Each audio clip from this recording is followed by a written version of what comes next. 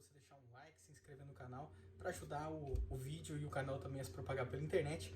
Vou trazer aqui para vocês hoje um pouquinho do conteúdo do que está em Gênesis 1:1, para a gente começar com o nosso estudo bíblico de uma maneira bastante didática. Interessante notar que alguns homens falaram sobre Gênesis 1:1 direta ou indiretamente. Eu vou citar o exemplo principal aqui de uma pessoa muito conhecida, né, o apóstolo João. João 1:1. No princípio era o verbo, e o verbo estava com Deus, e o verbo era Deus. Quando João fala isso, ele está inspirado pelo Espírito Santo. Então, claramente, a gente vai precisar encontrar esse verbo. A gente precisa entender um pouquinho da ideia de verbo que João está dizendo. João era judeu, ele era israelita, hebreu.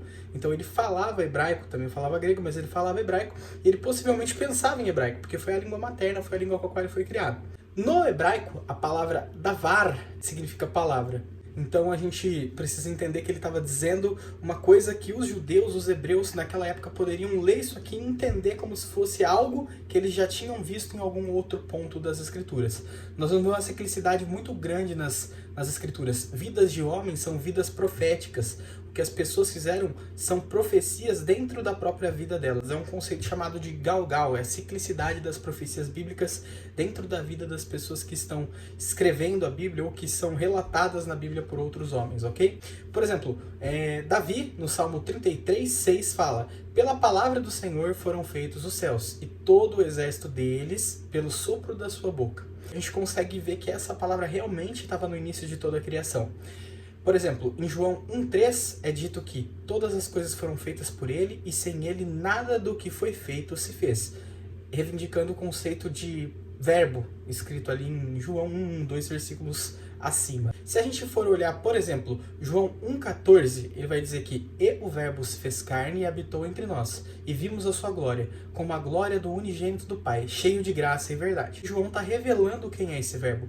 Esse verbo, essa palavra pela qual toda a criação foi feita, por quem toda a criação foi feita também, é a própria palavra de Deus, que é Yeshua, Jesus, o Messias. Então a gente precisa, ao ler Gênesis 1, conseguir encontrar as mãos, a obra, a boca do Messias, traçando o curso de toda a terra e de toda a criação. Então vamos dar uma olhadinha em Gênesis 1:1 para ver se a gente consegue enxergar isso. No princípio criou Deus os céus e a terra. Cadê a palavra? É importante a gente começar a entender uma coisa. A língua que foi usada para se escrever Gênesis 1 e toda a parte antiga da Bíblia, que é chamada de Antigo Testamento, Velho Testamento ou Velha Aliança, que na verdade não tem esse nome, originalmente é chamado de Taná, Torá, Neviim, Ketuvim, Instrução, Profetas e Escritos. A gente precisa entender que essa língua utilizada foi o hebraico. O hebraico foi a língua utilizada para registrar o que Deus queria para o homem e a história do homem através do tempo e também a história de toda a criação. Se a gente for ler no hebraico, o que vai estar escrito é Bereshit bara Elohim et hashamayim ve'et haaretz. Para que a gente consiga entender o que isso quer dizer, é importante a gente entender um pouquinho do que o hebraico representa. O hebraico, ele não traz vogais, ele é uma língua que só traz consoantes. Uma outra coisa interessante, cada letra no hebraico tem um significado próprio, intrínseco, que é chamado de pictografia. O hebraico pictográfico traz dentro dele mistérios, segredos revelados que antes estavam ocultos para quem não conhece a pictografia. Outra coisa curiosa é que toda letra em hebraico também é um número. Então, os números são intrínsecos à própria Bíblia. Cada letra tem um número intrínseco a ele. Então, a gente pode, através desses números, conseguir entender o que Deus está querendo dizer para nós. Um exemplo que eu posso até fazer um vídeo no futuro falando sobre isso é o perdão de Yeshua, quando ele fala que devemos perdoar 70 vezes 7. Será que a gente deve perdoar 490 vezes?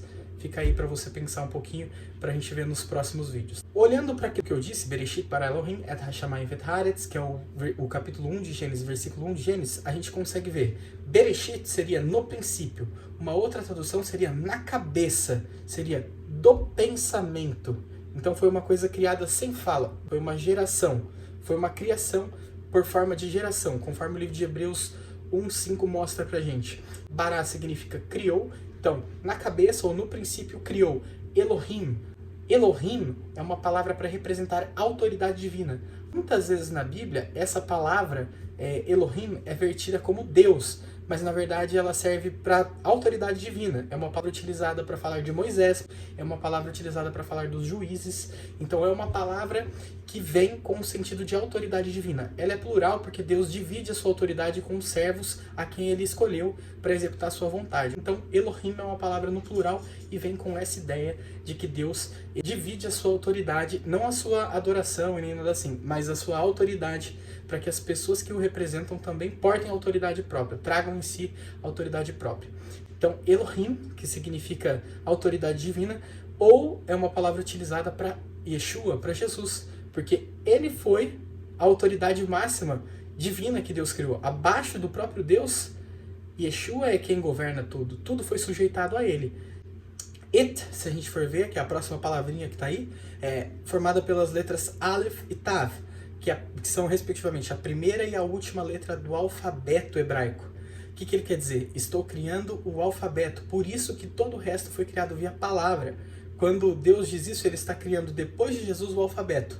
E ele usou Jesus como arquiteto, a gente pode ver isso em Provérbios 8, se a gente for fazer uma leitura do livro de Provérbios, a gente vai ver que o Provérbios 8, escrito pelo rei Salomão, fala exatamente sobre como Yeshua foi utilizado e como ele estava no processo de criação de tudo, ok? É muito bonito de ver, porque ele está falando como a palavra, então ele fala no feminino justamente por isso, porque ele está se colocando como a palavra. Mas você vai ver que ele era arquiteto ou carpinteiro. Qualquer semelhança aí não é coincidência dele ter vindo como carpinteiro para habitar entre nós.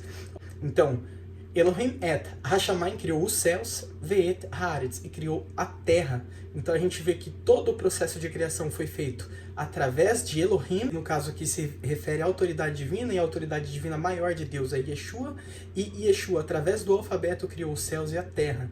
Então a gente vê aí que Yeshua está desde o começo como verbo e como palavra. Se você quiser que eu fale um pouquinho sobre a parte científica da criação de Gênesis 1, eu posso fazer um vídeo falando sobre isso para você. Espero ter ajudado para ficar um pouco claro de por que a gente encontra Jesus logo no comecinho da Bíblia. Olha só que coisa bonita. Nesse capítulo 1 da Bíblia a gente vai ver a criação de tudo e como os seres viventes foram feitos e qual a função inicial do homem. A gente vai falando sobre isso nos próximos vídeos. Um beijo, fica com Deus, um abraço, espero que tenha te ajudado. Tchau, tchau.